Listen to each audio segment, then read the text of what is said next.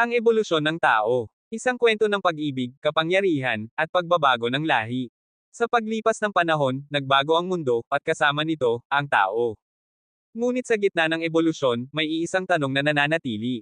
Hanggang saan ang kaya mong baguhin, para mabuhay at magmahal? Huwag kalimutang mag-like, comment, at subscribe para sa susunod na kabanata. Pakinggan mula umpisa hanggang dulo para sa buong karanasan ng kwento. Kabanata 3351 hanggang Kabanata 3360. Kabanata 3351. Natungal si Hansen. Nagpanggap si Ancient Devil na patay. Biglang nawala ang buhay sa kanyang katawan. Matigas ang kanyang mga galaw. Mas patay pa siya kaysa sa isang bangkay. Napakagaling ng pagpapanggap. Napakatotoo ng hitsura. Kahit sikat na aktor sa totoong buhay ay hindi makakagawa ng ganoon. Kahit si Hansen, na alam ang tungkol dito, ay hindi matukoy kung buhay o patay siya. Kakaiba. Nang magpanggap na patay si Ancient Devil, humina ang Evil God's beard na nakatali sa kanya.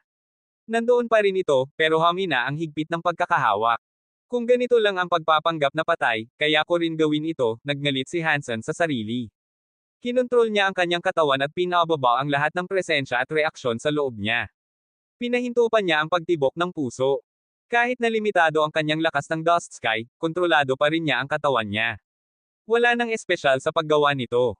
Profesional si Hansen sa ganitong bagay. Nang mawala na ang kanyang presensya at init, humina ang Evil God's beard na nakatali sa kanya. Medyo lumuwag ito. Epektibo, pero hindi ko kayang magpanggap na patay dito magpakailanman. Katawan na lang tayo ngayon. Kung magpapatuloy tayo sa pagpapanggap na patay, mapapagod din tayo. Gusto niyang tanungin si Ancient Devil, pero natakot siyang baka makatawag muli ng pansin at galit ng Evil God's beard kung gagalaw siya. Kailangan niyang maghintay at makita muna ang gagawin ni Ancient Devil. Alam ni Hansen na babalik din si Ancient Devil. Alam niya ang presensya ng Evil God's beard, pero bumaba pa rin si Ancient Devil sa kailaliman ng lugar. Siguradong may paraan siya para harapin ito ng maayos. Kailangan lang niya umupo at obserbahan. Hindi gumalaw ang dalawa. Nagpanggap silang patay. Hindi dinala ng Evil God's beard sa kanila ng dahan-dahan. Dumapo sila sa ilalim ng copper tablet. Masakit, pero hindi naglakas loob si Hansen na mag-react. Pagkalipas ng 2 oras, tila humina na ang presensya ng Evil God's beard sa paligid. Pumunta ito sa ilalim ng bronze tablet. Ngayon, bahagyang pinahina ni Hansen ang kanyang senses. Humina ang kanyang pakiramdam ng kapangyarihan. Hindi niya alam kung may iba pang Evil God's beard sa paligid. Biglang may narinig si Hansen mula kay Ancient Devil. May isang humihimbing pataas. Bukod kay Ancient Devil, wala nang iba. Hindi gumalaw si Hansen. Bahagyang binuksan niya ang mata at tumingin kay Ancient Devil, na nakaupo. Nakalapat ang mga binti sa paraang Buddha. Itinaas ang mga kamay at mumulong ang labi, pero walang tunog. Hindi na-trigger ni Ancient Devil ang galit ng Evil God's beard. Hindi ito lumapit sa kanya. Para kay Hansen, kahit bahagyang nakabukas ang mata, sapat na ito para mapansin ng Evil God's beard ang kanyang pagpapanggap. Biglang dumagsa ito sa kanya, parang kumpol ng mga ahas dagat. Alam ni Hansen na handa si Ancient Devil para dito, pero hindi niya maintindihan kung paano nagagawa ni Ancient Devil ang mga galaw na iyon. Dahan-dahang bumangon si Ancient Devil mula sa sahig.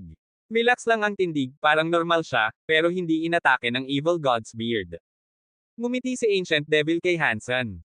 Mr. Hansen, aalis muna ako. Sigurado akong magkikita tayo muli. Pagkatapos nito, pumunta si Ancient Devil sa likod ng copper tablet at nawala sa paningin. Gustong sundan ni Hansen, pero nakatingin ang Evil God's beard. Kailangan niyang pigilan ang sarili. Kailangan niyang magpanggap na patay. Napakahusay ni Ancient Devil. Hindi ko kayang tularan ang talento niya. Paano ko matatanggal ang Evil God's beard? Ano ang nasa likod ng copper tablet? Dito ba ang pasukan sa libingan ng dating leader ng God Chaos Party? Nagpaspasok ang isip ni Hansen sa lahat ng posibleng senaryo. Gusto niyang malaman kung saan pupunta si Ancient Devil. Gusto niyang makakita ng kamangha-mangha, pero alam niya na hindi pwede magmadali. Kailangan niyang manatiling kalmado at humanap ng paraan para makalaya. Squeak! Squeak! Habang iniisip ni Hansen kung paano matatanggal ang Evil God's beard at sundan si Ancient Devil, biglang may narinig siyang tunog mula hindi kalayuan. Para itong taong nagngangipan habang natutulog. Ano itong tunog? Sinubukan ni Hansen itago ang lahat ng senses niya para magpanggap na patay. Wala siyang ramdam. Kung hindi niya itatago ang senses, mapapansin ulit siya ng Evil God's beard. Nag-isip siya kung bubuksan ba ang mata. Gusto niyang malaman kung ano ito, pero lumapit ang tunog. Para itong nasa tabi niya na. Habang nakikinig sa tunog, may humipo sa kanyang buhok. Hindi nakaiwas si Hansen na bumukas ang mata. Nagulat siya sa nakita. May puting anino sa harap niya. Ang maliit na puting daga na parang dilaw na weasel. Maliit na puting nilalang. Nandoon ito kay Hansen, nagngangipan at kumikilos ang mga kuko. Pinaka nagulat si Hansen dahil nandoon ang maliit na daga sa tabi niya. Gumugulo ito sa mga kuko at ngipin, pero hindi ito na-trigger ang Evil God's Beard. Gumagalaw lang ang Evil God's Beard sa ibang bahagi at hindi lumapit. Parang natatakot ito sa maliit na puting daga. Binuksan ni Hansen ang mata. Tumigil siya sa pagpapanggap na patay. Tiningnan siya ng Evil God's Beard, pero hindi ito lumapit. Nagulat si Hansen. Ang maliit na puting daga na ito, hindi ito pangkaraniwan. Pinanood ng maliit na puting daga si Hansen na bumukas ang mata. Nagsimula itong gumapang patungo sa copper tablet. Pumunta ito kung saan naroon si Ancient Devil. Mabilis na tumayo si Hansen. Sinundan niya ang maliit na puting daga. Ramdam ng Evil God's Beard ang galaw ni Hansen. Naiinis ito. Tinakbo ito patungo sa kanya, pero huminto sa isang punto. Hindi ito gustong lumapit sa maliit na puting daga. Natutuwa si Hansen. Dali-dali siyang sumunod sa maliit na puting daga. Mas mabilis ang maliit na puting daga kaysa kay Hansen. Nasa likod na ito ng copper tablet. Napansin ni Hansen na wala si Ancient Devil sa likod ng copper tablet. Walang pasukan, gaya ng inakala niya. Buong bronze tablet lang, walang siwang o lagusan. Kakaiba, walang pasukan ng copper tablet. Saan nga ba napunta si Ancient Devil? Nap-icon si Hansen. Habang iniisip niya iyon, tumalon ang maliit na puting daga sa ilalim ng copper tablet. Lumapag ito sa itim na tubig. Maraming Evil God's Beard sa tubig. Nang tumalon ang maliit na puting daga, umatras ang mga Evil God's Beard. Wala nang humalikan dito. Wala nang ibang pagpipilian si Hansen. Nagngit-ngit siya at sumunod sa maliit na puting daga. Napansin niya ang maliit na daga na itinaas ang puwit at lumubog. Lumubog si Hansen pagkatapos nito. Napansin niya agad ang Evil God's Beard sa ilalim ng copper tablet. Parang maraming seaweed sa ilalim ng base ng copper tablet. Para itong kumpol ng nakamamatay na ahas sa kuweba. Hindi mo matutukoy kung ilan talaga ang naruroon. Lumubog ang maliit na puting daga ng 21 hanggang 24 na talampakan. Saan man ito pumunta, napakaraming Evil God's Beard. Hindi na makita ni Hansen ang hitsura ng copper tablet. Kabanata 3352. Lumayo sa takot ang Evil God's Beard nang lumubog ang maliit na puting daga sa loob nito. Pero kahit ganoon, napakalaki ng Evil God's Beard, parang butas na kasing lapad ng isang bar aisles. Napakarami nito na halos hindi makita ni Hansen. Nang makita ang maliit na puting daga na gumalaw sa loob, sinubukang isara ng Evil God's Beard ang butas. Pinabilis ni Hansen ang kanyang pagsunod. Pumasok lang siya ng kalahati sa loob nang atakihin siya ng Evil God's Beard at itali ang kanyang mga binti. Alam ni Hansen na walang saysay ang paglaban, kaya nagpanggap siyang patay. Nang lumuwag ang pagkakahawak ng Evil God's Beard, nagpatuloy siya sa paglusong sa loob. Walang Evil God's Beard sa loob ng butas, kaya wala nang dapat ipag-alala. Nagpanggap si Hansen na patay, pero pakiramdam niya'y may tumitindig sa kanyang ulo. Narinig niya ulit ang tunog ng nginig. Galing ito sa maliit na puting daga. Pagkatapos marinig ang tunog, naramdaman ni Hansen na lumuwag ang pagkakatal ng kanyang mga binti. Nakalaya siya. Hindi na siya nagatubiling pumasok sa butas. Tumalon ang maliit na puting daga mula sa ulo niya. Kumakaway ang 4 nitong kuko, at umuuga ang maliit na puwit nito habang nagpapatuloy sa paglusong. Sinundan ni Hansen ang maliit na puting daga. Napakakomplikado ng butas. Parang ginawa ito ng mga hayop, hindi gawa ng tao. Biglang nawala ang anino ng maliit na puting daga. Para bang naglaho ito. Habang iniisip ni Hansen kung nasaan ang maliit na puting daga, bumagsak ang kanyang katawan. Patong. Nadama ni Hansen na may matalim na bagay na tumusok sa kanyang puwit. Sobrang sakit nito kaya kailangan niyang tumalon palayo. Dito niya napansin na nasa loob siya ng silid na gawa sa tanso. Maraming buto at kalansay ang nakakalat. May matalim na buto kung saan siya lumapag. Tumusok ang buto sa kanyang puwit. Hinugot ni Hansen ang buto at itinapon sa sahig. Nakita niya ang maliit na puting daga na gumagalaw sa paligid ng mga pader ng tanso. Hindi malinaw kung ano ang layunin nito. Tiningnan ni Hansen ang silid. Walang pinto. Isang butas lang sa kisame. Mula sa butas makikita ang tubig, doon siya nanggaling. Sa loob ng butas na dinaanan niya, napunta siya sa lugar na puro buto lang at wala nang iba. Tiningnan ni Hansen ang mga buto at nag-isip, base sa mga butong ito, malinaw na hindi ito buto ng tao. Marahil hayop na may 4 na paa ang pinanggalingan. Hindi ito skeleton ng dating leader ng God Chaos Party. Sino kaya ang malas na namatay dito? Kumuha si Hansen ng isang buto at itinulak ang iba. Gusto niyang tingnan kung may magagawa siya. Pagkatapos maghukay ng kaunti, narinig niya ang tunog na, dong. Tunog metaliko ito, hindi parang binabato ang buto. Nagpatuloy siyang maghukay. Sa huli, nakakita siya ng metal sa ilalim ng mga buto. Pula ang kulay nito, parang kalawang na bakal. Hinugot ni Hansen ang kalawang na bakal at napansin na hindi pala ito basta bakal. Isang scabbard na gawa sa bakal. Matagal na itong nakalagay kaya kinalawang. Parang pulang kalawang, sobra-sobra, halos hindi na makita ang dating anyo. Mabigat ang scabbard. Ginamit ni Hansen ito na parang pamakpok habang patuloy na naghukay sa mga buto. Wala siyang nakitang iba pa. Bakit may scabbard sa gitna ng mga buto? Kanino kaya ang iba pang mga buto? Habang iniisip niya, narinig niya ulit ang pagninig. Lumiko si Hansen at nakita ang maliit na puting daga sa sulok ng silid. Nagnangipin habang kumakagat sa isang bagay. Paikot-ikot ang maliit nitong puwit. Lumapit si Hansen sa maliit na daga. Napansin niyang kinakagat nito ang isang copper pillar sa sulok ng palasyo. May butas sa pillar na kasing laki ng mansanas. Patuloy itong kinakagat ng maliit na daga. Nang makalusot ang maliit na daga sa butas, napansin ni Hansen na hollow pala ang copper pillar. Nang makalusot ang maliit na daga, may lumabas na purple at black na likido. Parang lumang mantika sa lumang kalan.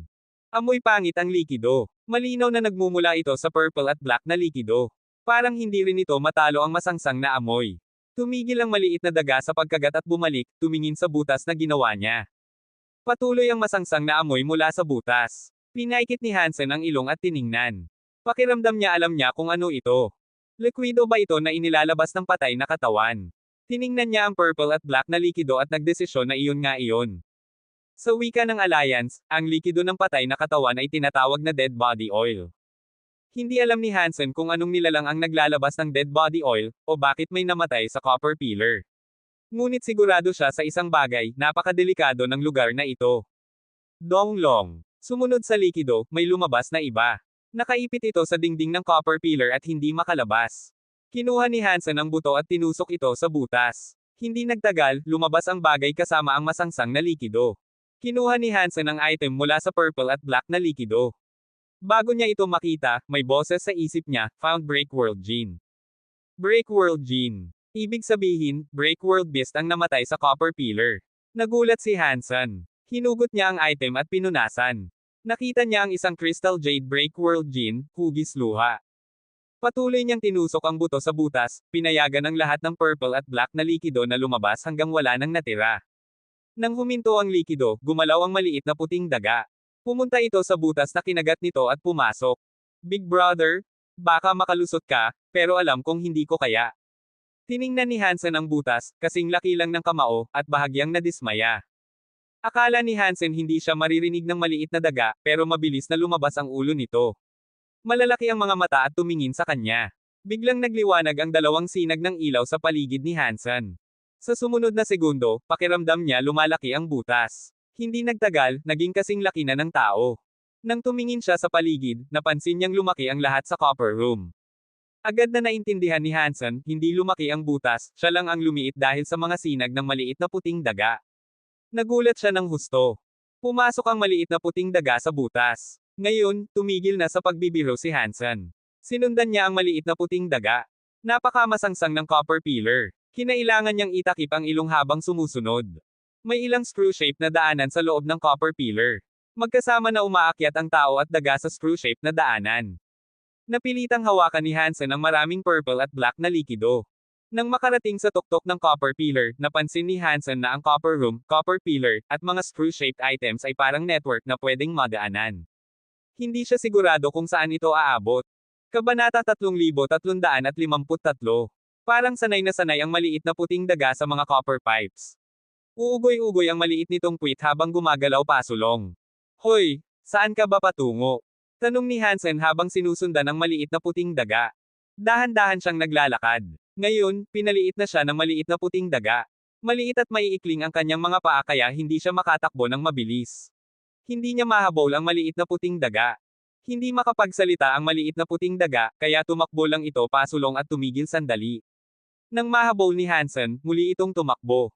Hindi malinaw kung gaano nakatagal sila tumatakbo nang biglang yumuko ang maliit na puting daga at dumulas pababa sa isang copper pillar. Tiningnan ni Hansen ang pababa. Napansin niyang walang laman ang copper pillar.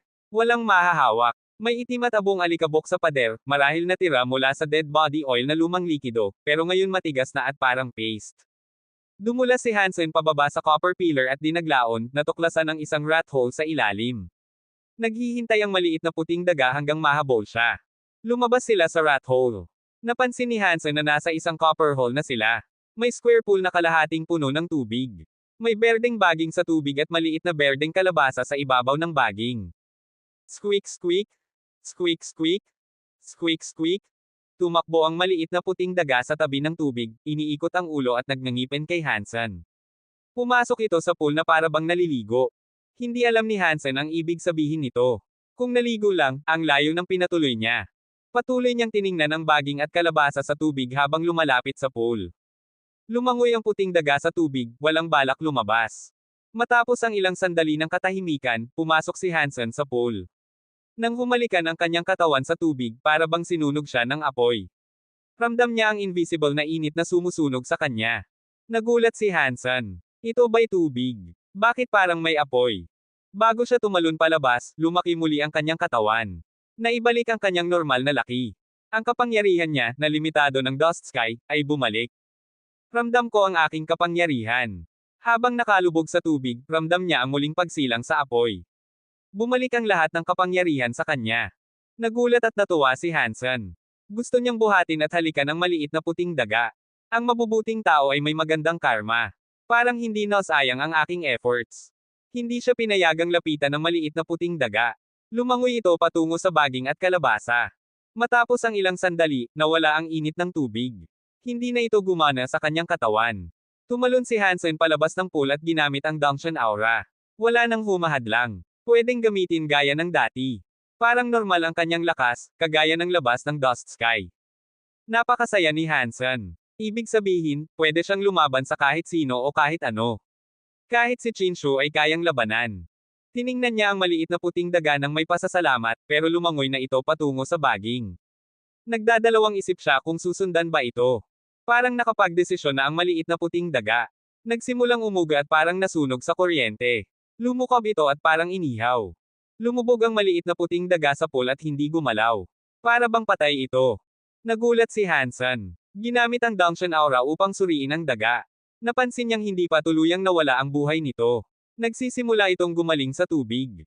Siyempre, nasunog ang maliit na daga. Hindi naglaon, unti-unting bumalik ang puting kulay ng balahibo at gumaling ang buhay nito. Ang tubig na ito ay kahanga-hanga. Kayang buhayin ang mga tao. Nagulat si Hansen. Nagtataka siya tungkol sa baging at kalabasa sa tubig. Ginamit ang Dunction Aura upang mas maayos makita ang baging. Ang nakita lang niya ay isang malabong hugis. Hindi niya makita ang base structure nito. Nagulat siya. Anong klase itong baging at kalabasa? Kahit ako, hindi ko maintindihan. Habang nag-iisip si Hansen, nakita niyang gumaling na muli ang maliit na puting daga at bumilis patungo sa baging. Ngayon, ginamit ng maliit na puting daga ang mga ngipin upang kagatin ang baging. Parang na-electrify ito at naging kulay uling. Bumagsak ito sa ilalim ng pool. Hindi naglaon, bumalik sa normal ang maliit na puting daga at muli itong lumapit sa baging. Inulit nito ang galaw ng ilang beses. Alam ng puting daga na hindi nito mapipigilan ang kapangyarihan ng baging pero nagpersige ito. Parang determinadong sirain ito. Interesado rin si Hansen. Gusto niyang sumisid at hawakan ang baging. Biglang may narinig siyang tinig. Nagulat si Hansen. Tumingin siya sa paligid at nakita na nakasara ang pinto ng bronze hall. Wala dapat tao, pero malinaw niyang narinig ang tinig. Alam niyang si Ancient Devil iyon. Tiningnan niya kung saan nanggaling ang tinig. Napansin niyang galing sa rat hole sa sulok ng pader, kung saan ang copper pillar. Nanatiling nakatayo si Hansen. Ang copper pillar ay parang sistema na nagdadala ng tunog. Malamang si Ancient Devil ang kausap mula doon. Ang rat hole ang dahilan bakit narinig niya ang bawat salita. Hindi malakas ang tinig. Pinapalakas ng pipe, maririnig niya ng malinaw. Sinubukang sumilip si Hansen at marinig ang pinag-uusapan. Ipaglalaban mo ba sa akin ito? Malamig at galit ang boses ni Ancient Devil. Nagulat si Hansen. Kasama niya si Ancient Devil ng matagal, pero hindi pa niya ito nakitang magalit. Kahit nakakulong, hindi siya nagalit. Sino kaya ang kausap ni Ancient Devil? Burry Path God ba iyon? Naisip ni Hansen. Mabilis niyang nalaman ang sagot. May lumabas na boses mula sa rat hole. Pamilyar ito kay Hansen. Alam niya kung sino ito. Anong ibig mong sabihin na labanan kita para rito? Ito ay iniwan ng Mr. Leader. Karapatan kong makuha ang bahagi nito. Sinasabi mo ba na ikaw lang, Ancient Devil, ang pwedeng magkaroon ng iniwan ng leader? Boses ng isang mapang-akit na babae. Ito ay Big Sky Demon. Noong nakaraan, palagi kang laban sa akin, malamig na sabi ni Ancient Devil. Pareho pa rin tayo. Mukhang dapat ay ayusin natin ang isyong ito. Big Sky Demon ay nasa Dust Sky, at nandito siya. Kapag bumalik si Burry Path God, magiging malaking pangyayari ito. Nagulat si Hansen. Naalala niya ang Big Sky Demon at isa pang Vice President na kaaway nito. Inisip niya na si Burry Path God iyon. Ngayon alam niya na ang Vice President na nabanggit ni Big Sky Demon ay malamang si Ancient Devil. Kabanata 3354. Paano mo balak ayusin ito? Plano mo ba akong patayin? Hindi ko man hinahamak ka, pero kulang ang lakas mo. Wala kang kakayanan, mataas ang tingin ni Big Sky Demon sa kanya. Malamig na sagot ni Ancient Devil, hindi kita kayang patayin, pero hanggat humihinga pa ako, hindi mo makukuha ang gamit ng leader. Hindi ito kailanman pag-aari mo. Mag-ingat ka sa karma. Kung wala akong kakayanan na kunin ito, hindi mo rin ito makukuha, sagot ni Big Sky Demon. Huwag mong kalimutan, ako ang unang Vice President ng God Chaos Party. Anong ibig sabihin kung ikaw ang unang Vice President? Huwag nating sabihing parang tapos na ang God Chaos Party, pero kahit nandyan pa sila para protektahan ang mga bagay na ito, dapat si Vice President Burry Path God ang magtaguyod, hindi ikaw, Big Sky Demon. Malamig na tiningnan siya ni Ancient Devil habang nagsasalita. Ibig mo bang sabihin, lalaban ka sa akin para rito? Malamig na tanong ni Big Sky Demon. Narinig ni Hansen iyon at inakala niyang mag-uumpisa na ang isang malaking laban. Ngunit mabilis na nagbago ng tono si Ancient Devil at malamig na sinabi, hindi ako lalaban sa iyo, pero natagpuan ko ang tunay na may-ari ng item na ito. Kukunin ko ito upang maibalik. Lalaban ka pa ba sa akin para sa item na iyon? Sinabi mong natagpuan mo, pero inaasahan mo bang paniwalaan kita? Maaari rin akong magsabi na natagpuan ko ang tamang tao, hindi basta-basta sumuko si Big Sky Demon. Hindi nagalit si Ancient Devil. Dagdag niya, noong muling binuksan ang universo, ipinadala siya ng Mr. Leader sa Geno Universe para makaiwas sa pinsalang dulot ng Reboot Universe. Alam ko iyon noon. Kaya ako nag-reincarnate. Pumunta ako sa Geno Universe para hanapin siya. Ibig mong sabihin, natagpuan mo siya. Kung ganun, bakit hindi mo sabihin kung nasaan siya ngayon? Pinagtawanan siya ni Big Sky Demon. Babae siya, at ang pangalan niya ay Bauer, sagot ni Ancient Devil. Maaaring hindi mo pa narinig ang pangalang iyon, pero malalaman mo ang taong nag-alaga sa kanya. Si Hansen iyon. Nagulat si Hansen. Hindi niya akalain na si Bauer pala ang sentro ng usapan nila. Tumibok ang kanyang puso ng mabilis at nais niyang malaman pa ang mga sekreto tungkol kay Bauer. Tahimik si Big Sky Demon. Nang marinig ang sinabi ni Ancient Devil, sagot niya, batay sa mukha mo, mukhang nakita mo na si Bauer. Anong ibig sabihin kung nakita ko na? Malamig na gangol ni Big Sky Demon. Kung alam mo na si Master Bauer ay bumalik, bakit tayo nag-aaway pa? Tanong ni Ancient Devil. Tiningnan siya ni Big Sky Demon ng may paghamak. Binanggit ang labi niya, Ancient Devil, mali ang paghusga mo sa akin. Paano ko malalaman kung tinutulungan mo si Bauer o ginagawa mo ito para sa sarili mo? Kahit na ibinigay mo ito kay Master Bauer, dapat ako pa rin ang humawak. Kung hindi mo ako pinagtitiwalaan, paano ako makakapagtiwala sa iyo? Tanong pabalik ni Ancient Devil. Pagkatapos ng lahat ng ito, kailangan nating makita kung sino sa atin ang may mas malaking kamao, sabi ni Big Sky Demon. Hindi rin tayo nagustuhan ng isa't isa noon pa man. Lumaban na lang tayo dito. Narinig ni Hansen ang tunog ng mga suntok. Lumalaban na si Ancient Devil at Big Sky Demon. Huminto kayo. Mas mabuting magpaliwanag muna. Nagmamadali si Hansen. Ginamit niya ang Dungeon Aura upang makapasok sa rat hole at dumaan sa mga liko-likong tunnel hanggang sa makita ang dalawa. Nasa halos 900 feet ang layo nila mula sa Copper Palace ni Hansen. Nasa ibang palasyo na sila at malakas ang laban. Hindi malinaw kung anong gamit nila, pero hindi rin sila limitado ng Dust Sky. Ang katawan ni Big Sky Demon ay parang multo, at si Ancient Devil ay parang bundok na hindi gagalaw. Nakatayo siya sa lugar. Makikita pa rin na nagbabago ang Geno Arts ni Ancient Devil kahit mababa pa ang break world rate niya. Pinipilit ni Big Sky Demon na depensahan siya. Hindi siya makalaban. Hindi magtatagal, mawawala ang kalamangan niya. Ang kanilang Geno Arts ay kakaiba. Lahat ng ginamit nilang Geno Arts ay pamilyar na sa kanila, pero walang inuulit. Namangha si Hansen sa antas ng kanilang kakayahan. Dahil labis na limitado si Ancient Devil, sumigaw siya, Big Sky Demon, huwag kang mangbuli. Anong ibig sabihin kung manbuli ako? Nag-reincarnate ka ng bilyong taon pero ganito lang ang naabot mo. Karapat-dapat kang tuksuhin, panunuyan ni Big Sky Demon. Okay. Ipapaalam ko sa iyo na hindi mo basta-basta ako matatalo, galit na sagot ni Ancient Devil. Lumabas ang Black Demon Air sa kanyang katawan. Ang gintong anino ng isang lumang Buddha ay nagtakip sa kanya. Biglang naging Gold Buddha Light ang Black Demon Air. Tinamaan ng Grey Ghost Light Power ni Big Sky Demon ang Gold Buddha Light. Hindi ito kasing puwersa noon, mas maayos na lang. Double Spirit Break World. Nagulat si Big Sky Demon. Malamig na sabi ni Ancient Devil, maraming nasayang sa aking reincarnation, pero hindi rin ako walang nakuha. Naalala mo ba ang Mr. Leader tungkol sa sanctuaries? Doon ako nag-reincarnate. Mapalad kang nag-reincarnate sa Sacred Land. Hindi nakapagtataka na mayroon kang double soul. Hindi ito aksidente, patuloy na lumalaban si Big Sky Demon habang nakikipag-usap. Gumawa rin ng parehong paraan si Ancient Devil. Patuloy siyang lumalaban habang sumasagot, oo, hindi lang sa swerte. Ipinadala ng old leader si Master Bauer doon. Hinanap ko siya, kaya kailangan kong mag-reincarnate para makarating doon. Mahal ang reincarnation sa sanctuaries, halos mawala ang buong kaluluwa ko. Sayang na kahit may nakuha ka sa Land of Holy Spirits, hindi mo pa rin ako mapagtatalo, malamig na tawa ni Big Sky Demon. Oo, tama ka. Hindi kita mapagtatalo. Pero kung gusto mo akong patayin, malaki rin ang magiging kapalit. Kung bumalik na si Burry Path God ngayon, sa palagay mo ba makukuha mo pa ang item na iyon? Pareho ang hangarin niyang makuha ang item tulad natin. Sinubukan ni Ancient Devil na makipag-usap sa kanya at ayusin ang laban.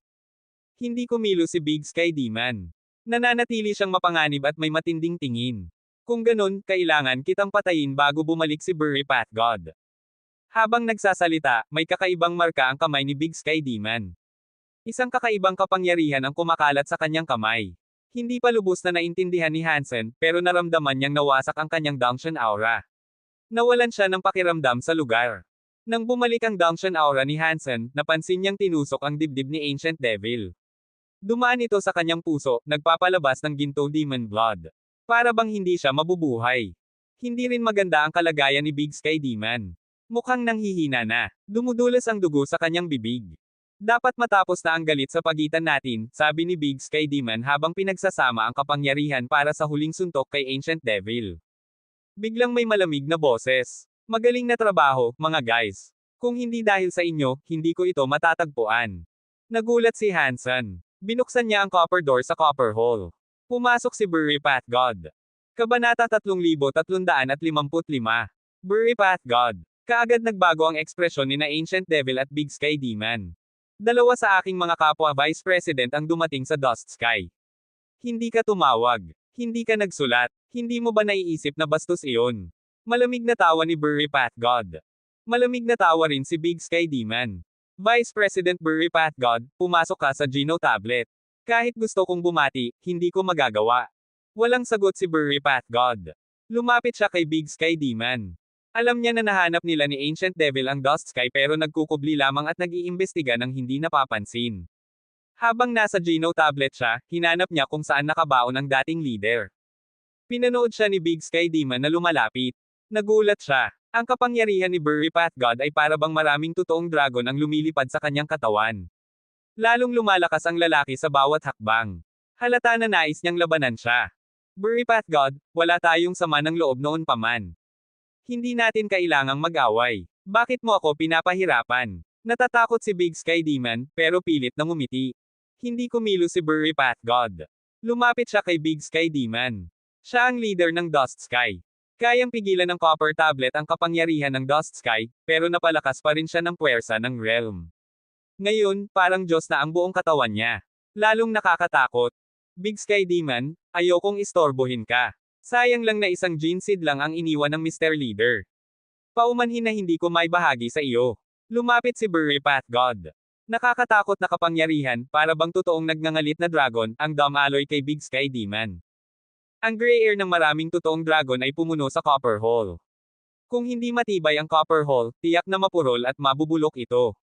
Naramdaman ni Hansen na parang nasisira ang kanyang Dongtian aura dahil sa nakakatakot na kapangyarihan. Hindi na niya masyadong maramdaman ang paligid sa copper hull. Mabilis na umatras si Big Sky Demon, nagkawatak-watek sa maraming phantasm shadows. Sumabog ang mga anino. Parang totoong dragon ang kapangyarihan ni Burry Path God. Para siyang multo na tumatago sa espasyo at tumatakas patungo sa pinto ng hall. Big Sky Demon, manatili ka at maibingay kasama ng leader. Ayaw ni Burry Path God na pabayaan ang isang tigre sa bundok. Ang mapanganib na tao tulad ni Big Sky Demon ay patayin siya sa sandaling siya'y mahinaan. Kapag nakabawi siya ng lakas, magdudulot ito ng malaking problema. Ang nakakatakot na kapangyarihan ni Burry Path God ay bumalot sa lahat. Nilubog ang oras at lahat ng bagay sa kawalan. Parang kaya nitong lumunin ang lahat. Nag-ipon ng kapangyarihan si Big Sky Demon, pero mas mahina ito kaysa sa kay Burry Path God. Nang makita ang dalawang puwersa na nagtatalo, malinaw na may hawak na pakinabang si Burry Path God. Pang! Biglang may malamig na demon light sa likod ni Burry Path God. Nasugatan si Ancient Devil. Halos mamatay, pero nakatayo pa rin at kumikislap sa gintong liwanag. Para siyang sinaunang demonyo. May dalang countless spell demon hand, at mariing tinamaan ang likod ni Burry Path God. Halos sabay, ang dating mahinang kapangyarihan ni Big Sky Demon ay biglang nagpakita ng nakagugulat na pagpapakita. Parang buong kalangitan ng demon air ang bumalot. Nagbago ang mukha ni Burry Path God. Gusto niyang i-reel ang kapangyarihan para harapin si Ancient Devil sa likod, pero pinaligiran siya ng kakaibang kapangyarihan ni Big Sky Demon. Hindi niya maibalik ang kapangyarihan. Pang! Nagkakapit ang kapangyarihan ni Burry Path God at Big Sky Demon habang malayang tumama si Ancient Devil sa likod. Nagkakabuhol-buhol ang tatlo habang umiindak ang buhok ni Burry Path God. Dumudugo ang kanyang bibig. Lumalaban ng mag-isa sa dalawa upang makontrol ang sitwasyon. Naramdaman lamang ni Hansen ang tatlong kapangyarihan na naglalaban sa copper hull. Hindi niya makita ang eksaktong detalye. Parang nagbabaliktad ang langit at lupa sa copper hull. Hirap gamitin ang Dongtian aura. Ipinagsama ninyo ako. Hindi ako makapaniwala na magtutulungan sina Big Sky Demon at Ancient Devil, na likas na magkaaway, laban sa akin. Nagulat at natakot si Burry Path God. Akala niya hawak na niya ang kalamangan, pero napunta sa kanya ang mga pangyayari. Hindi kumilos si Big Sky Demon. Tumawa, wala akong magagawa dahil sa teritoryo mo ito. Sa Dust Sky, kailangan ng estilo at creativity para patayin ka. Malamig na sabi ni Ancient Devil, nag-reincarnate ako at muling isinilang. Ngayon ko lang tuluyang naabot ang Break World. Makakooperate sa paglabang ito ay makatuwiran. Lalong tumawa si Burry Path God. Kahit nagtutulungan kayo para patayin ako, hindi basta-basta iyon. Patayin ko rin kayo pareho. Bakit mo ginagawa ito? Ang Mr. Leader ay inutusan ka lang bantayan ang Dust Sky. Hindi kanya sinabi na pumunta sa Destiny Tablet. Hindi mo pa alam kung nasaan ang Destiny Tablet.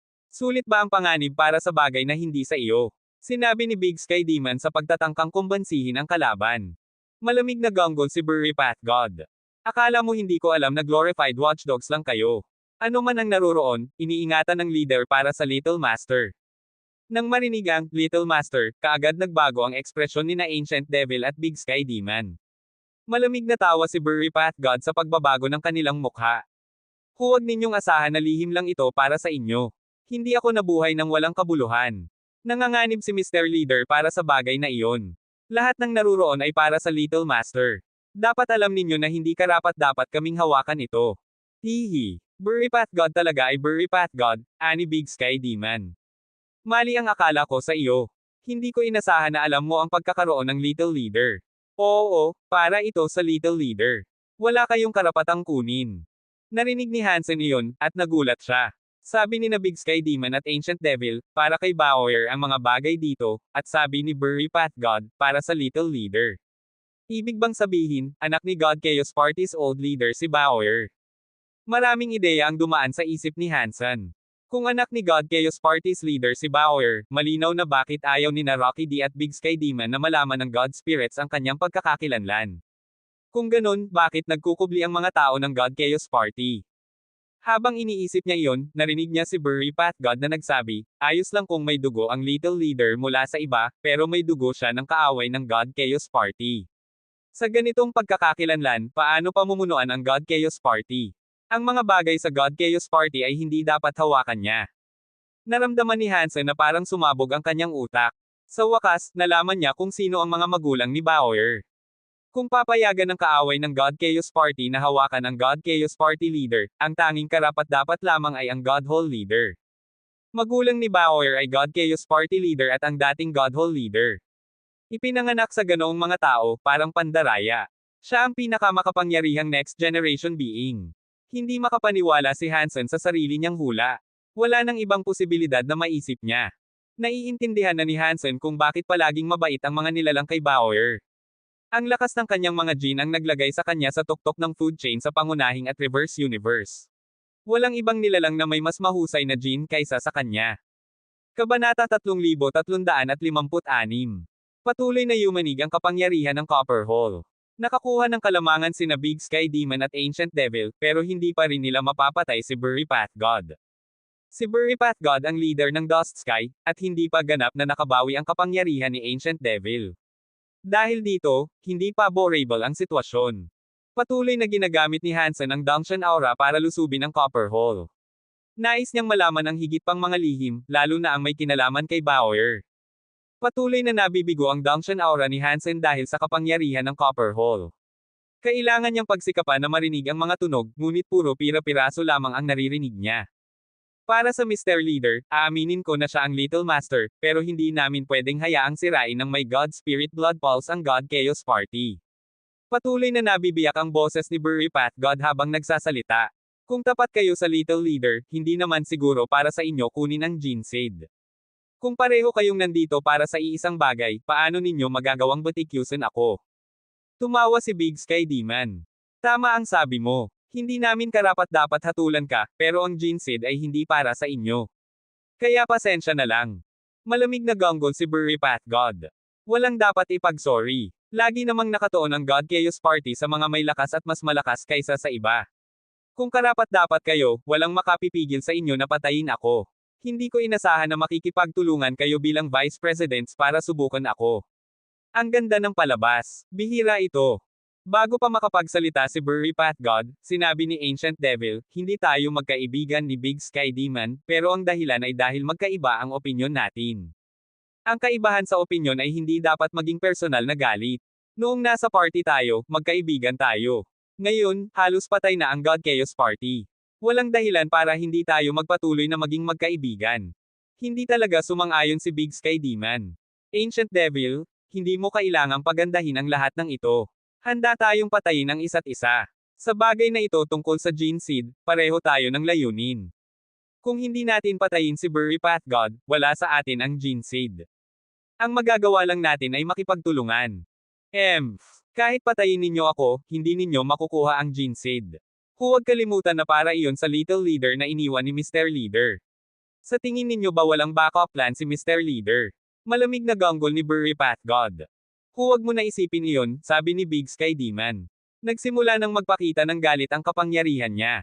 Narinig ni Hansen ang gonggol ni Burry Path God habang sumasabog ang kapangyarihan sa Copper Hole. Nang maabot ni Hansen ang Dunction Aura sa hall, ito ay nasira. Hindi na niya marinig ang anumang tunog. Matapos mag-atubili, tumingin si Hansen sa pool at sa gourd vine. Nakita niyang hindi pa sumuko ang maliit na puting daga. Patuloy itong sinusubukang akyatin ang gourd vine ngunit palaging nabibigo. Naisip ni Hansen, may sinabi si Burry Path God tungkol sa Gene Seed. Hindi ba siya tumutukoy sa ubas na baging na ito? Tiningnan ni Hansen ang gourd vine at naniwala na ito nga. Nanggaling si Bauer sa isang baging. Kung talagang may iiwan ang God Chaos Party's old leader para sa kanya, may katuturan kung ito ay isang gourd vine. Sayang at wala si Bauer. Kung nandito siya, maari ko nang kunin ang gourd vine muna. Pero, habang iniisip niya ito, biglang tumalon ang kanyang puso. Sana magkaroon ako ng pagkakataon makabalik dito. Dapat subukan kong kunin ito. Kung makakaya, maipapadala ko sa kanya. Habang nag-iisip si Hansen, lumapit siya sa pool. Nasaksihan niya ang maliit na puting daga halos mapatay ng gourd vine.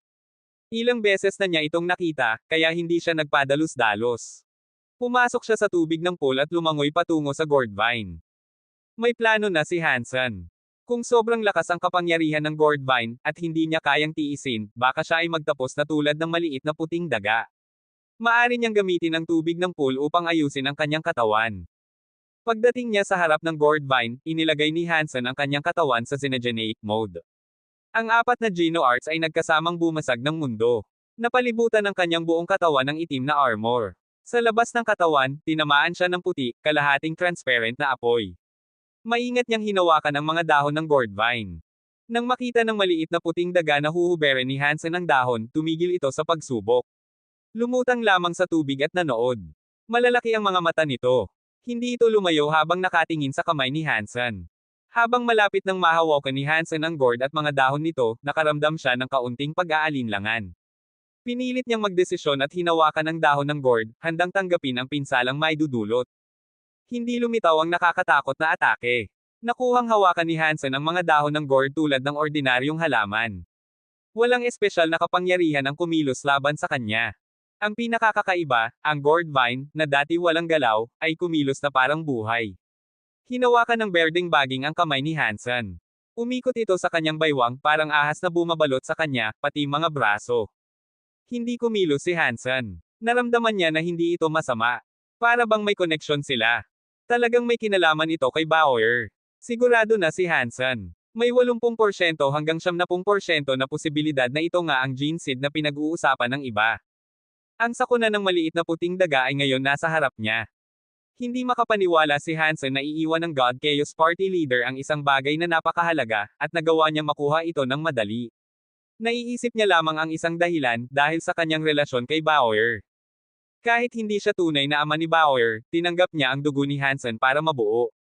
Nang buuin ni Hansen ang kanyang katawan sa sanctuaries, hiniram niya ang kapangyarihan ni Bauer.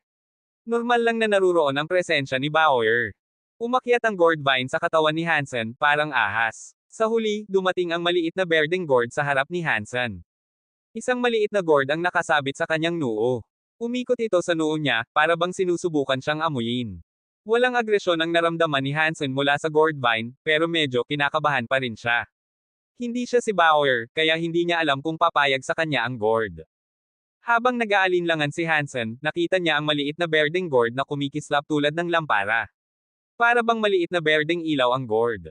Tiningnan ni Hansen ang maliit na gourd, hindi sigurado kung mabuti o masama.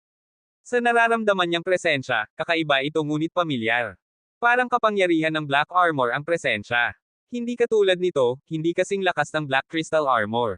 Napakabanayad, parang maliit na batis. Kabanata 3357. Katsa. Habang sinusuri ni Hansen ang maliit na gourd, nasaksihan niya itong biglang bumagsak. Para bang ang maliit na gourd ay isang lampara na nahulog mula sa gourd vine.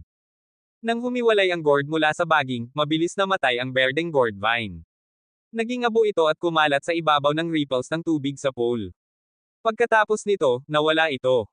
Patuloy na lumutang ang maliit na gourd sa harap ni Hansen. Kumikislap ito na parang pintig ng puso. Para bang isang paru-paro na patuloy na kumikislap. Naisip ni Hansen kung dapat ba niyang abutin at hawakan ang maliit na gourd. Ang maliit na puting daga na matagal nang nanunood ay biglang tumalon mula sa tubig.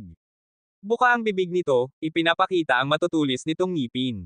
Subukan nitong kagatin ang maliit na gourd. Masyadong mabilis at biglaan ang kilos ng maliit na puting daga. Nakatuon ang isip ni Hansen sa gourd. Nang mapansin niya ang daga, huli na.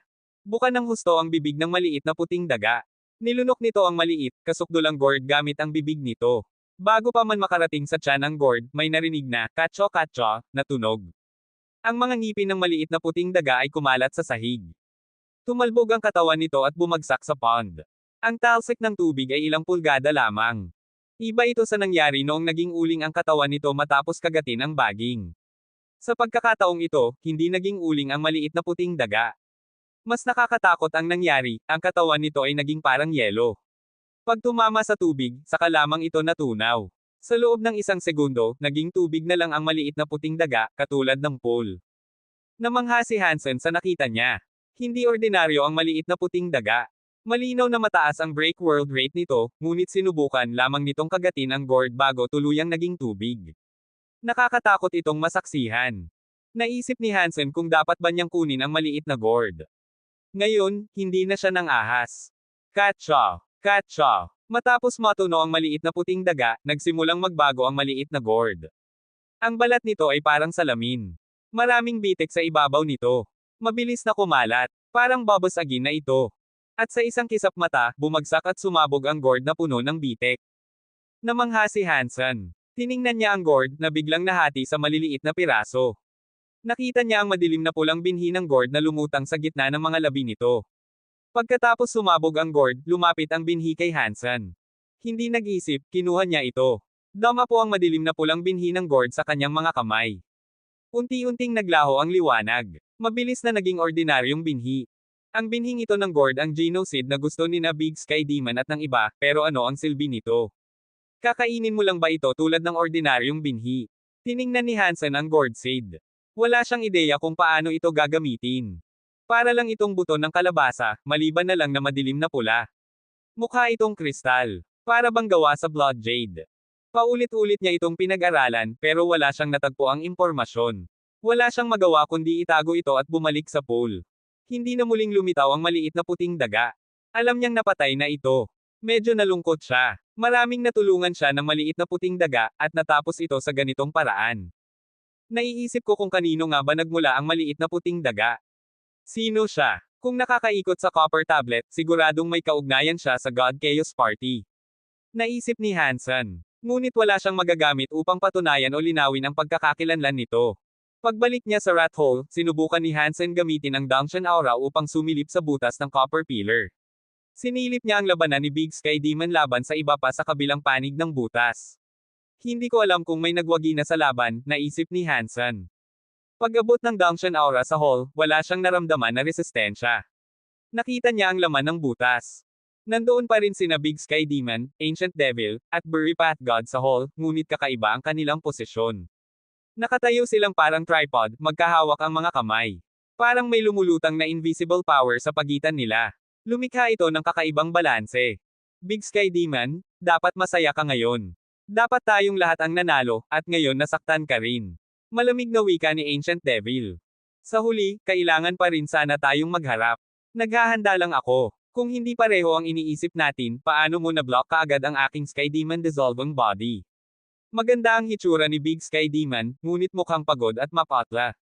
Sabi ni Ancient Devil, hindi ko lang nakipaglaban sa'yo bago natin sinubukang patayin si Bury Path God.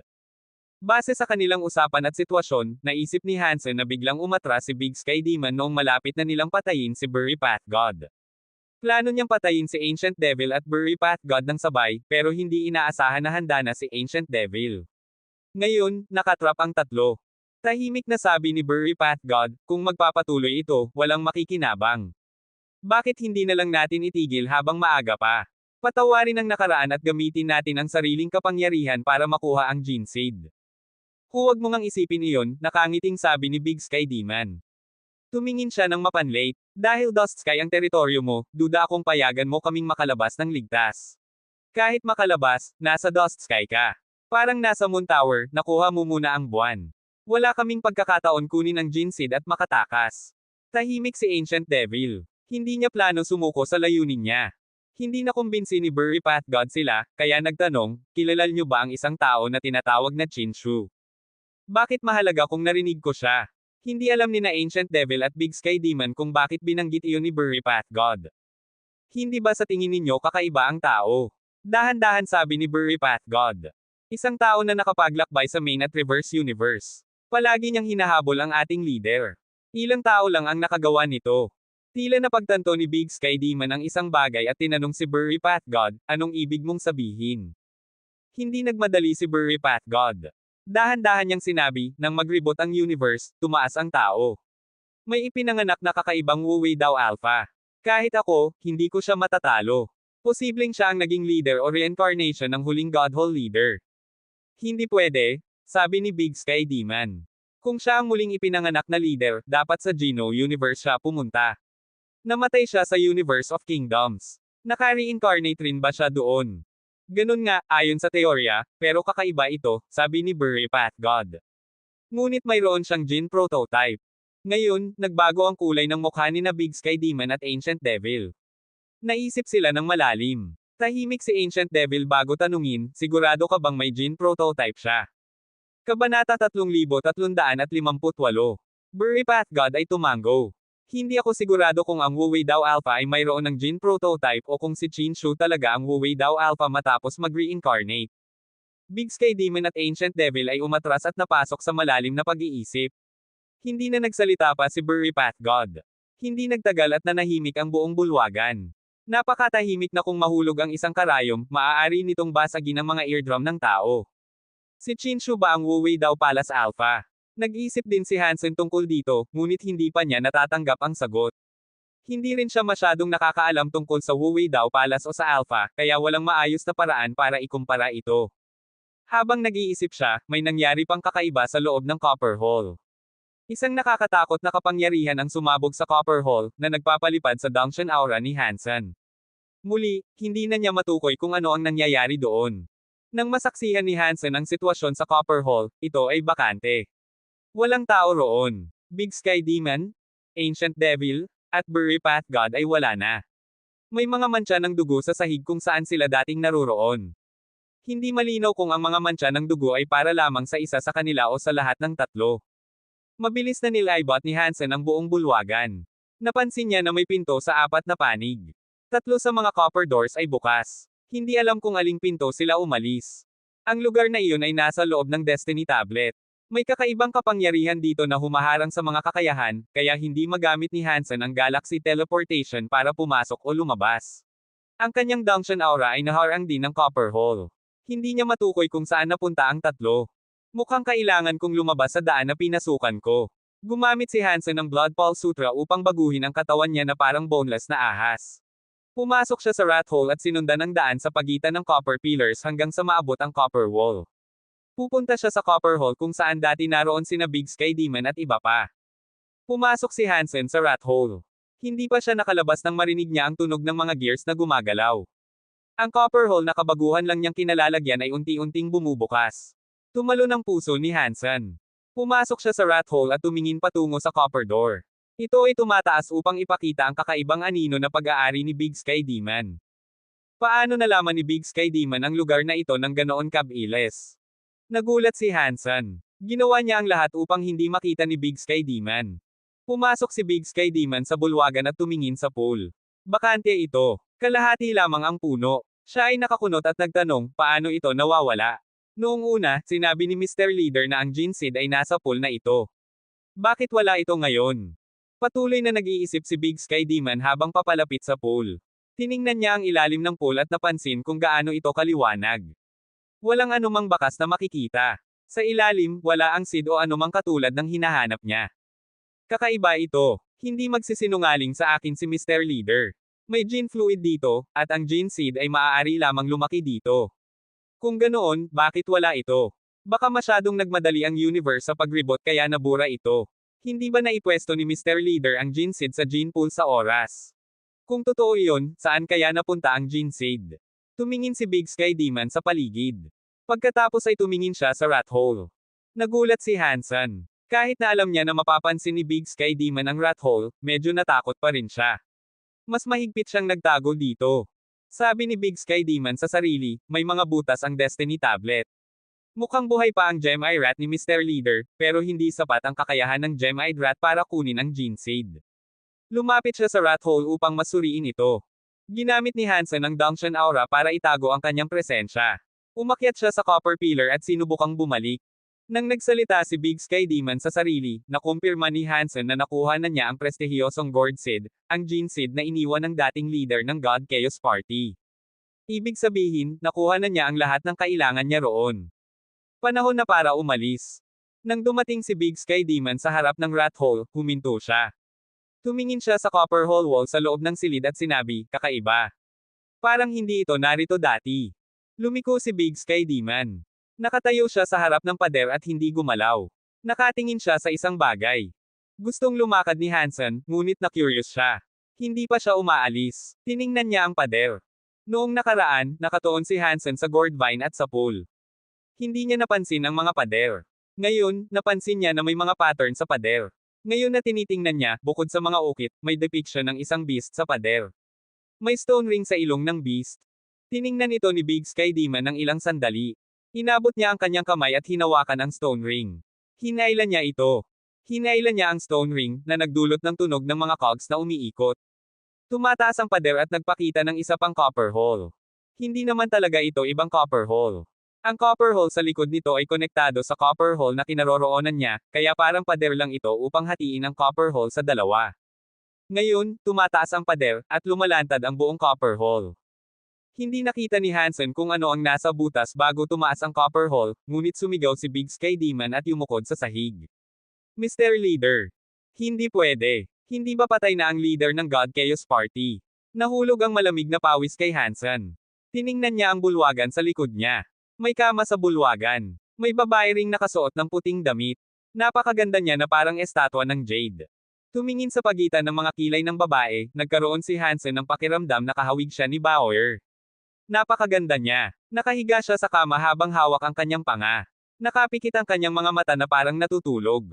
Nang lumapit si Hansen at tiningnan ng mabuti, nakaramdam siya ng ginhawa. Mukhang buhay ang babae, ngunit isa lamang itong jade statue at hindi aktwal na buhay. Hindi ko inasahan na ang leader ng God Chaos Party ay isang napakagandang babae. Nagulat si Hansen habang tinitingnan ang jade statue. Nalaman na rin ni Big Sky Demon ang lihim. Bumantong hininga siya at pinahid ang malamig na pawis. Tumayo siya mula sa sahig. Mr. Leader, muntik mo na akong takutin ng husto. Hinaplos ni Big Sky Demon ang kanyang dibdib. Napansin niyang estatwa lang ito, ngunit natakot pa rin siya. Yumuko siya at sumilip sa paligid ng kama. Sumilip rin si Hansen sa paligid ng kama at jade statue. Nakita niya ang isang libro sa ilalim ng jade statue. Bukas ang libro. Hindi niya makita ang cover, ngunit makikita ang laman ng teksto. Ginamit ni Hansen ang Dangshan Aura para mas malinaw na makita. Nang makita niya ang laman ng libro, nagulat siya. Ang White Jade Jing ay nasa itaas ng langit. 12 gusali, 5 lungsod. Mga diwata ay nasa itaas ng aking ulo, at lumalaki ang aking buhok, hindi pwede, bakit nandito ang tulang ito? Ang Jade Fairy ba na gumawa ng White Jade Jing at ng iba pang Jade Fairies ang leader ng God Chaos Party? Labis na nagulat si Hansen. Kabanata 3350. Kung ang dating leader ng God Chaos Party ay ang diwata na binanggit ni White King, ibig sabihin, matagal na ang nakalipas, nagawa na ng dating leader na mabutas ang pangunahing at reverse universes. Nagawa niyang makapasok sa Geno Universe, teka, biglang sumiklab sa isip ni Hansen ang isang nakakatakot na ideya. Kung sasabihin kong ang leader ng God Chaos Party ay isang nilalang na nagmula sa Geno Universe, iniisip ni Hansen na medyo baliw ang ideya na iyon. Ngunit, hindi rin ito ganap na imposible. Pagkatapos ng lahat, wala siyang anumang katotohanan para kumpirmahin ang kanyang hinala. Kaya, tumigil siya sa pag-iisip tungkol dito. Kung saan nagmula ang leader ng God Chaos Party ay tila hindi gaanong mahalaga.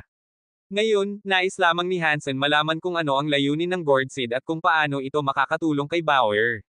Hindi niya alam kung mabuti o masama ito para sa kanya. Nakita rin ni Big Sky Demon ang libro, ngunit dahan-dahan lamang niya itong binubuksan at iniikot ang mga pahina. Tungkol naman sa pagkuha ng libro, hindi niya nagawang gawin iyon. Natatakot pa rin siya. Kahit na estatwa lang iyon sa silid, ayaw niyang magpakita ng kawalang galang. Maingat na nilaybot ni Big Sky Demon ang kama. Nagsimulang siyang maghanap sa paligid. Hindi siya masyadong eksakto sa paghahanap. Hindi niya sinusuri ang lahat ng kanyang nakita.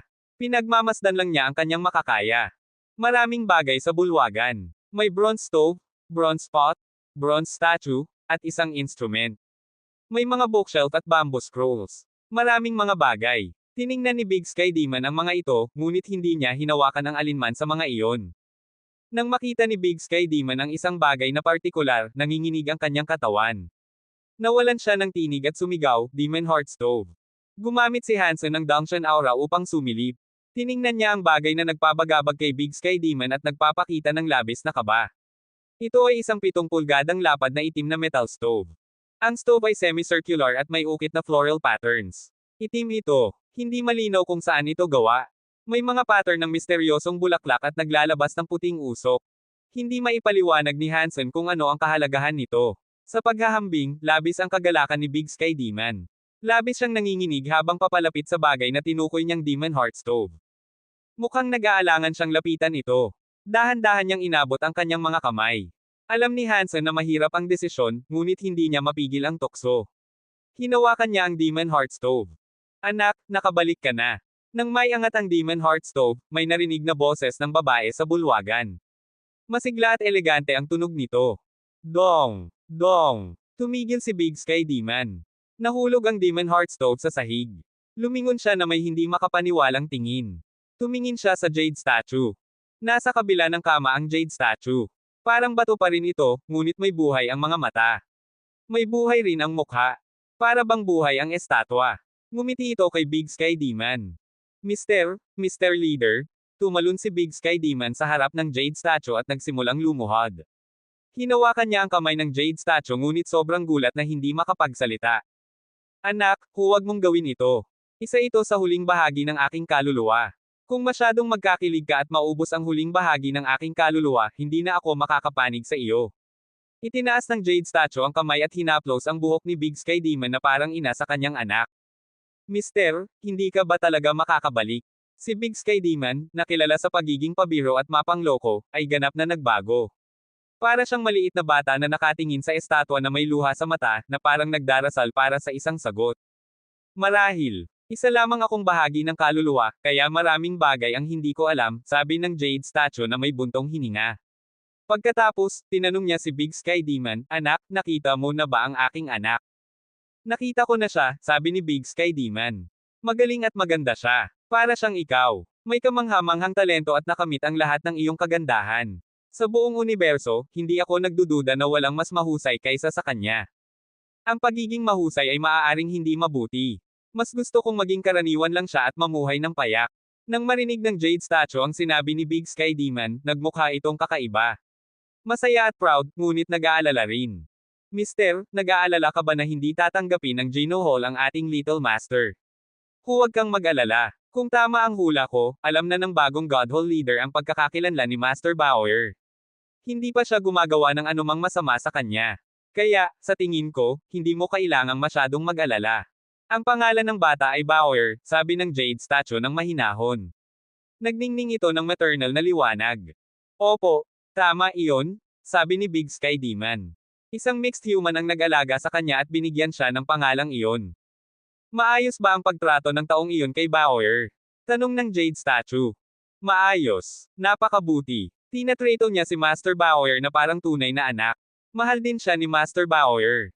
Kaya hindi ko pinilit na kunin siya sa kanya. Ang mga sagot ni Big Sky Demon ay nagpapagaan ng pakiramdam ni Hanson.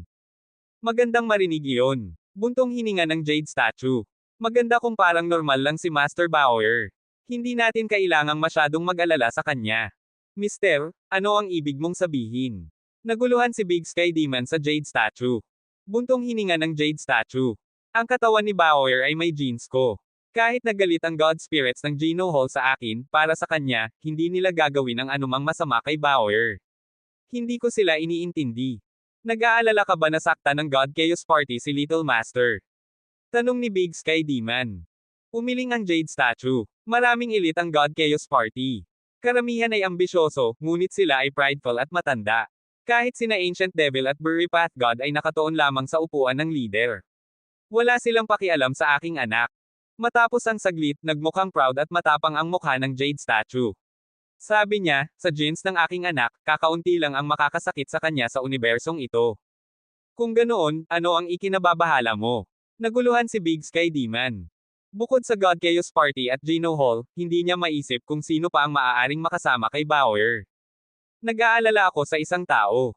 Tumahimik ang jade statue. Pagkaraan ng ilang sandali, sinabi niya, tanging taong iyon lamang ang makakasakit kay Bauer. Kahit hindi siya saktan agad, kailangan pa ring harapin ni Bauer ang taong iyon. Iyon ang tadhana ni Bauer. Hindi siya makakatakas. Pero bakit? Sino ito? Tanong ni Big Sky Demon, gulat na gulat. Mas malalim ito kaysa sa kanyang inaasahan. Human Alpha. Mabagal na binigkas ng jade statue ang dalawang salitang iyon. Namutla si Big Sky Demon.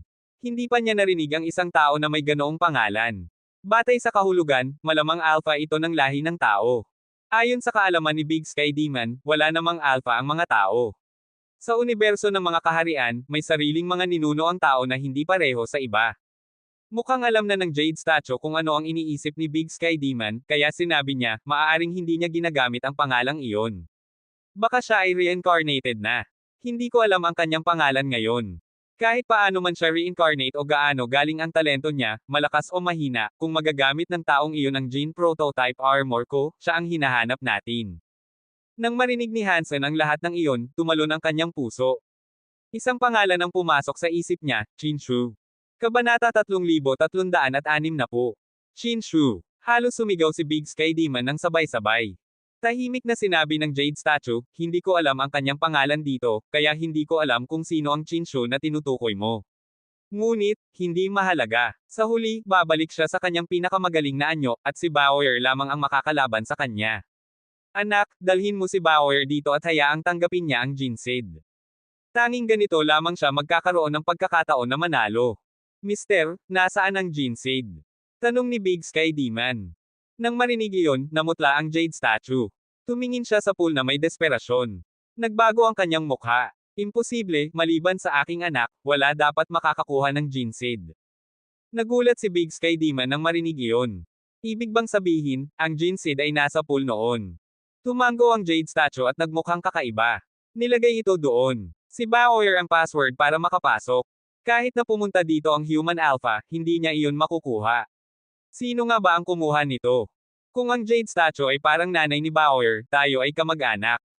Dapat nitong ipaliwanag ang kakayahan ko, naisip ni Hansen. Nagpasya siyang lumabas, magsalita, at ipaliwanag ang mga bagay sa kanya. Kung gagawin niya iyon, maaari rin niyang makuha ang sagot sa ilang katanungan at mga paliwanag na kailangan niya. Bago pa man nakalabas si Hansen sa rat hole, nakita niya ang iba pang pumasok sa copper hole. Sa pagkakataong ito, si Burry Path God. Mr. Leader. Nang makita ni Burry Path God ang Jade Statue, ang kanyang reaksyon ay katulad ni Big Sky Demon. Agad siyang lumuhad at yumuko. Little Burry, nandito ka rin. Ngumiti ang Jade Statue kay Burry Path God habang nagsalita. Nang marinig iyon ni Hansen, namutla siya at tila may kilabot na dumaan sa kanyang balat. Halos katulad ng pagbibigay ng palayaw ng leader ng God Chaos Party sa kanya. Nang makita si Burry Path God, na napakalakas, na tinawag na Little Burry, tila hindi ka panipaniwala kay Hansen. Hindi alintana ni Burry Path God ang palayaw. Yumuko siya at tumayo upang sabihin, Mr. Leader, nandito ka pa rin. Umiling ang Jade Statue at sinabi, ito ay natitirang bahagi ng aking kaluluwa. Ito ang huling bahagi. Malapit nang mawala, kaya mabuti na nandito ka. Pakiusap, alagaan mo ang aking anak sa hinaharap. Seryosong sinabi ni Burry Path God, Mister, ako, Burry Path God, pinapangako ko sa iyo na walang sino man ang makakasakit sa iyong anak hanggat ako'y buhay. Ngunit patawarin mo ako, hindi ko siya magagampanan bilang leader ng 33 Skies at God Chaos Party. Tumawa ng malamig ang Jade Statue at sinabi, ayos lang. Hindi ito mahalaga sa akin. Masaya ako basta buhay siya. Pagkatapos noon, tinuro ng Jade Statue ang copper rack at sinabi, may bagay doon na gusto kong ibigay sa iyo. Hindi ka mahihirapang kilalanin ito. Dapat mong dalhin ito sa iyo. Itinaas ni Burry Path God ang kanyang ulo. Kumislap ang kanyang mga mata at nagningning. Hindi niya napigilan ang sarili na sumigaw, iyon ang Sky Path picture. Ibinibigay mo ba talaga ito sa akin, mister? Nanginginig ang boses ni Burry Path God. Kitang-kita ang tibok ng kanyang puso. Kung gusto mo ito, sayo na ito, malamig na sinabi ng Jade Statue. Kahit sina Burry Path God ay hindi mapigilan ang kasiyahan kapag may dahilan. Sa nanginginig na mga kamay, maingat niyang pinulot ang larawan. Lumuhad siya sa harap ng estatwa at sinabi, huwag kang mag-alala, mister.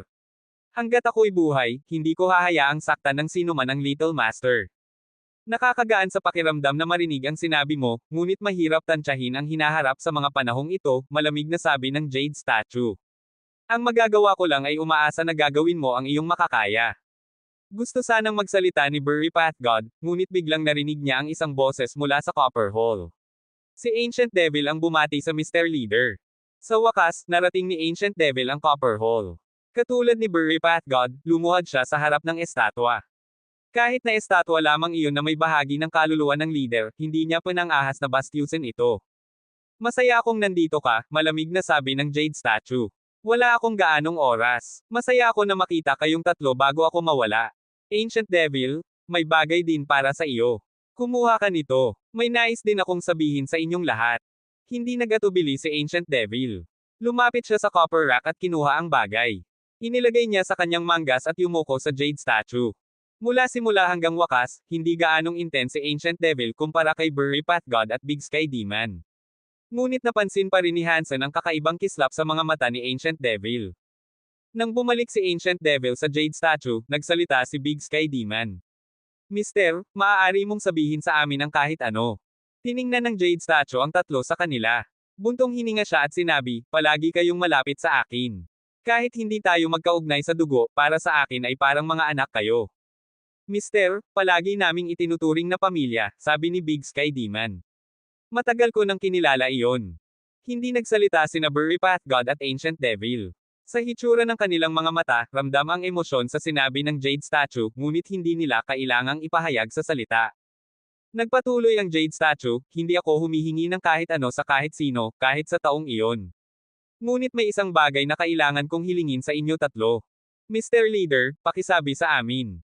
Lahat sila yumuko ng malalim. Hindi naiintindihan ng iba ang leader, ngunit sila ay naiintindihan. Noong araw, kung may nagsabi ng mahina, hindi mangyayari ang lahat ng ito. Ngayon, sinabi niya ang salitang, hiling. Ito ay bihira. Kahit na ang taong kumokontrol sa Geno Hall at buong Geno Universe ay hindi humiling noon. Hanapin ang Gene Seed at dalhin ito sa aking anak, seryosong sabi ng Jade Statue. Kung wala ito, hindi mabubuhay ang aking anak. Wala ka bang Gene Seed? Hindi naroon sina Burry Pathgod at Ancient Devil noon kaya hindi nila narinig ang sinabi. Hindi nila alam na nawala na ang Gene Seed. Wala akong oras. Hayaan ang anak na magsabi sa inyo. Ngumiti ang Jade Statue sa tatlo. Sa buhay na ito, napakasarap makilala kayo. Nanginginig silang tatlo. Naisa nang magsalita, ngunit pumikit ang Jade Statue. Parang may espiritu na bumagsak sa loob ng estatwa. Naging walang buhay at walang anumang higit pa. Mister. Luha ang mata ni Big Sky Demon at sumigaw. Tiningnan ni Burry Pathgod at Ancient Devil ang isa't isa. Pareho silang yumuko sa harap ng estatwa. Matapos yumuko, tumayo si Burry Pathgod at tumingin kay Big Sky Demon. Tinanong niya, Big Sky Demon, ano ang nangyari? Sino ang kumuha ng Gene Seed? Ipinaliwanag ni Big Sky Demon ang lahat ng nangyari, ngunit hindi naniwala sina Burry Pathgod at Ancient Devil.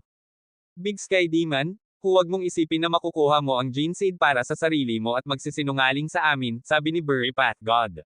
Ikinakilala ito bilang pag-aari ng Little Master, kaya wala sa atin ang makakakuha nito. Umuungol si Big Sky Demon. Hindi mahalaga kung hindi kayo naniwala. Kahit wala kayo, mahahanap ko pa rin ang Gene Seed para kay Master Bauer. Hindi nagsalita si Ancient Devil. Tiningnan niya ang bulwagan, ngunit hindi malinaw ang iniisip niya. Kung wala ang Gene Seed dito, bumalik na kayo. Hindi kayo tinatanggap ng Dust Sky. Malamig na sabi ni Burry Pathgod habang tinitingnan ang mga bagay sa bulwagan. Burry Pathgod, napakaseloso mo. Hindi ka ba natatakot sa karma? Tinitigan siya ni Big Sky Demon na may paghamon. Alam niya na napakahalaga ng mga bagay na iyon.